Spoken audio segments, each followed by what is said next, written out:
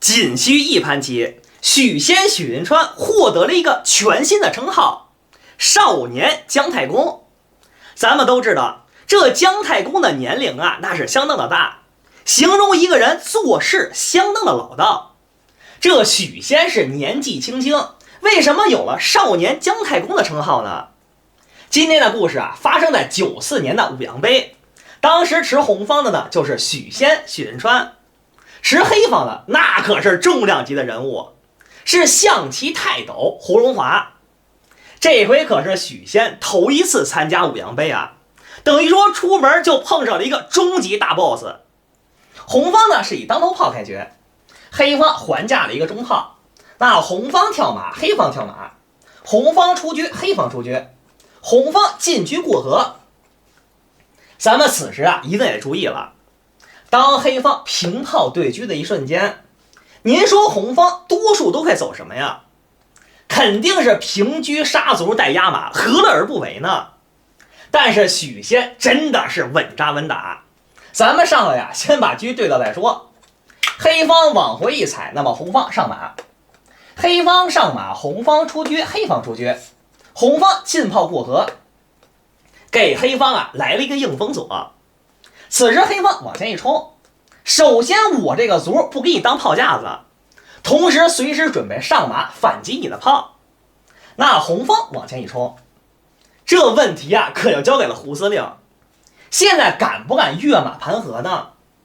您可别忘了八路马可还没上来呢。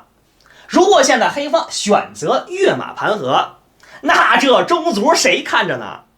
所以当时黑方选择了一步退炮，随时准备把炮啊往过挪。红方跃马盘河，您不上马，干脆您还别上来呢。但是这步上马呀，自己的边兵可就失手了。黑方顺势一敲，那红方是马踩中卒，黑方往上一踩，红方炮击中马一将军。这问题啊，可就交给了黑方。您说黑方补哪个士比较合适呢？搁一般人啊，可能就会补一个士4进5了。毕竟自己的车在棋盘的左侧，将门有车那多舒服啊！但是如果此时黑方选择士4进5，那么红方飞象，黑方就没有上马踩炮的权利了。如果此时黑方上马踩炮，红方呢往过一敲，这事儿啊可就大了。首先炮瞄着底象呢，这俩车可照着面呢。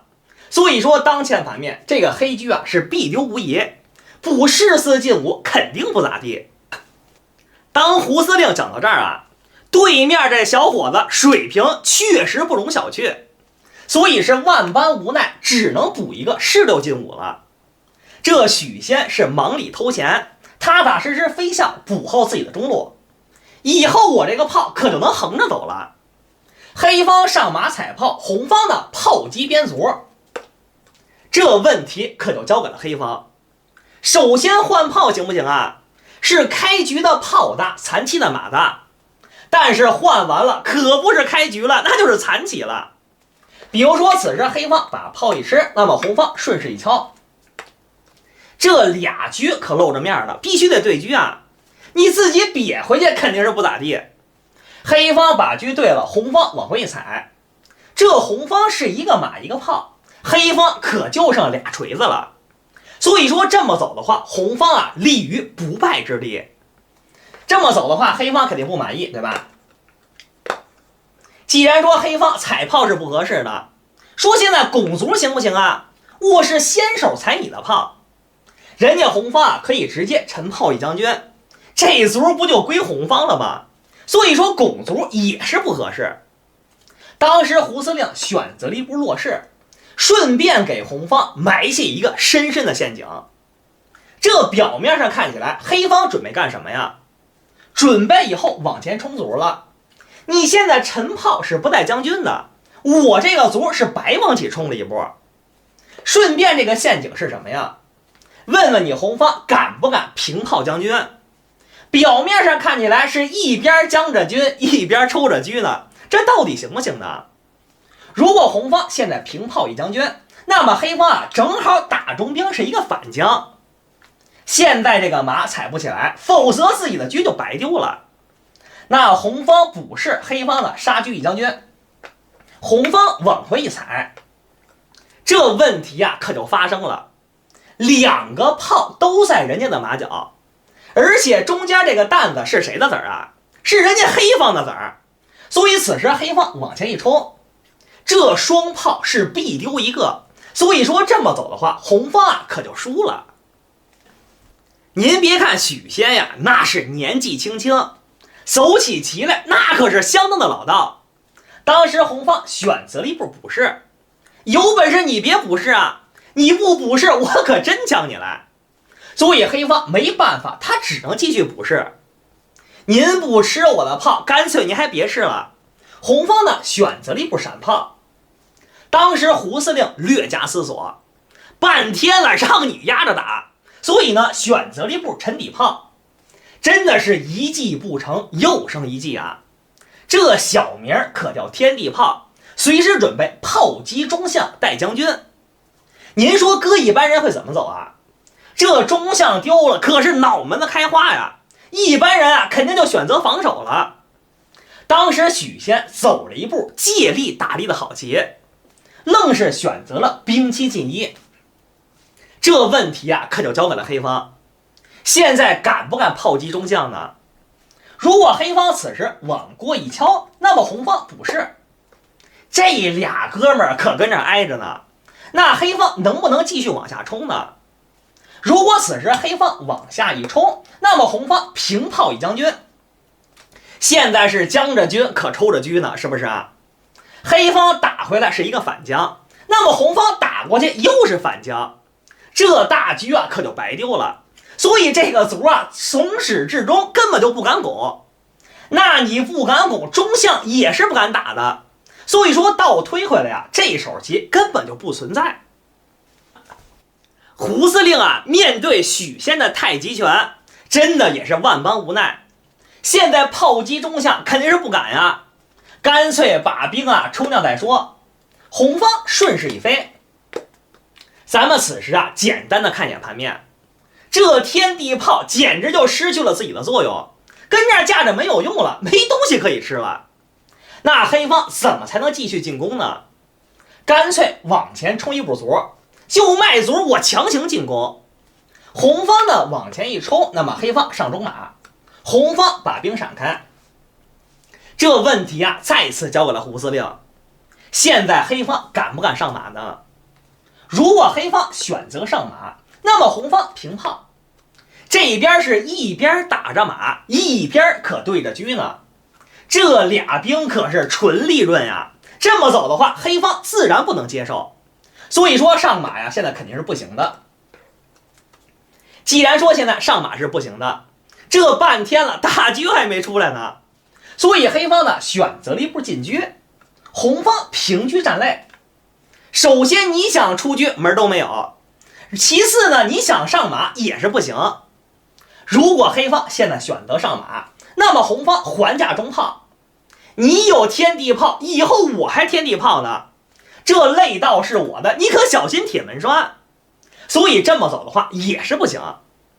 当时胡司令啊也是想了又想，那我现在走什么呀？干脆拆掉中炮，随时有没有上马换旗的手段呢？那红方把炮往回一拉，现在黑马呀可就尴尬了，很显然是前进无路啊，全都让你给我断住了。那您说现在黑方走什么合适呢？干脆退马曲线救国呗。红方平炮压马，黑方选择飞象，红方把兵往下一冲，黑方退炮打兵。咱们此时啊一定也注意了，这眼看打着兵呢，走什么合适啊？可能搁一般人就会进车看兵了，但是一个炮拴中了红方的3颗大子儿，这7路线瞬间就出问题了。所以这么走的话相当容易节外生枝，人家平车捉象怎么办呀？是不是？所以说当时许仙也是没管自己的兵，竟然选择了一步落象，相当具有大局观的一招棋啊！你愿意吃兵我还给你吃了。此时黑方把兵一敲，那么红方进车过河，又是一个先手捉炮。黑方此时把炮闪开，红方呢再把边卒一吃，这盘面上还是干大了2个兵，把自己立于了不败之地。黑方平炮，红方的平中炮，这随时准备陈车是带将军的。当时黑方也是万般无奈，这光捂着脑袋也不行啊，干脆选择了一脚上马，看看以后有没有上马的机会。红方呢进炮，很显然这个小马是前进无路，而且车现在可还捉着马呢。首先往这条线上肯定是不行的，人家炮跟这趴着活呢。那往前上行不行啊？其实这么走马依然是不行的。红方呢可以选择一步退炮，这打着马呢往哪儿走啊？往这儿走不行，炮给打了；往这儿走不行，象给飞了；往回走，车跟这儿趴着活呢。所以说这么走的话，黑方那是必败的，这么走肯定不行。既然说上马也是不行的，干脆跟你对捉呗。你要是跟我换马，我还高兴了呢。当时红方真的是能屈能伸呀，我还选择一叫退马，我问问你的小马往哪儿跑。这黑方是万般无奈，大马不能白丢啊，所以没办法，只能退马。现在好像红方抓住了一丝战机，你这个马的位置太差了，平车就可是一个死马，那您说这个马到底能不能吃呢？可能搁一般人肯定会上当了。你终于露出了阵型弱点，我肯定过来吃马了呀，我是逮住蛤蟆钻出尿来，是不是啊？此时黑方把炮往过一敲，您说这个马是吃还是不吃啊？来都来了，大过年的肯定得吃马呀。红方此时把马一吃，那么黑方点炮下二路。这棋盘的左侧，红方已经是岌岌可危了，以后人家陈炮将军怎么办呀？所以说现在吃马肯定是不行的。当时全场人都认为许仙肯定得上当，你年纪轻轻，这当能不上吗？是万万没想到，许仙走棋真的是沉稳，选择了一步拱边兵。我待会儿踏踏实实的吃你的马，你的炮可就打不过来了。那您说黑方怎么才能救马呢？没办法，只能退炮了，拿弹子炮过来拦车吧。红方此时把车平过来，真的是不依不饶，就是捉你的马，我看你怎么办。黑方平炮一拦，红方的退炮。这回可好了，给黑方打了一个隔断。如果现在黑方把炮一敲，那么红方再吃炮，是一边吃着黑炮，一边吃着黑马呢，俩是必丢一个。所以说走成当前版面，黑方肯定丢子儿了。当时黑方选择了一脚上马，看看有没有跟红方纠缠的机会。当时红方直接把炮一吃，黑方上马。这问题再次交给了红方，是一边打着炮一边踩着车呢。您说搁一般人会怎么走啊？这车太大了，看紧跑路啊。但是许仙那是不走寻常路，直接挥炮打炮。愿意吃车我还给你了。黑方此时往回一踩，红方的挥炮打马，行棋至此，黑方投子认负。咱们看看黑方为什么要认输呢？首先红方盘面上是有一个大子的优势，而且还有2个大兵，那是虎视眈眈，这黑方一个子都吃不着啊。比如说黑方平车捉兵行不行啊？红方退车一看，黑方你捉这个呢，红方上马一看，一个都吃不着。你黑方平车压马，红方的退炮又开始看住了。所以说当前盘面认输也就认输了。不知道大家发现没有，这盘棋许仙一直是稳扎稳打，把自己立于不败之地，等于说摸着石头过河，这人你怎么跟他下棋啊？点关注不迷路，咱们下期视频更精彩。